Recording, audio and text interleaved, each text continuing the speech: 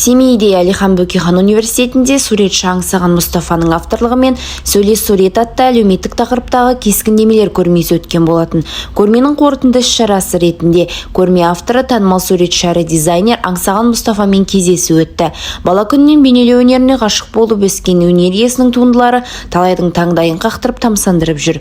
Әлемнің 16-дан астам елінде өткен көрмеде суреттер жоғары бағаланып, үздіктер қатарына іліккен. Әлеуметтік желілерде қоғамдағы проблемаларға салынған суреттері қалың оқырманның назарын аударып, тіпті суреттер интернетте түрік, жапон, ағылшын, португал сынды басқа да тілдерге аударылып, кеңінен таралған. Аңсаған Мұстафаны шақырған мақсатымыз сол Алихан Бөкейхан университет брендін одан әрі жылжытуға, бізге дамытуға, жетілдіруге, осы танымал суретшімен бүгін шығармашылық келісімге отырамыз.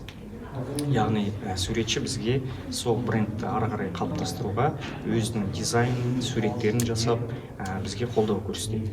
Автордың Facebook парақшасында 200-ден астам сурет бар.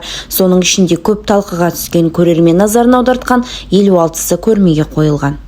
Суреттердің идеясын осы өздеріңіз сияқты журналистердің жасаған сюжеттерінен, солардың көтеріп жатқан проблемаларынан, солардың жазып жатқан мақалаларынан содан аламын.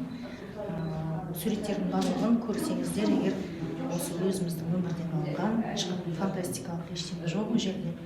Әрине бұл асыра сілтеу бар, ол бірақ адамның назарын соған аудару үшін жасалған нәрселер.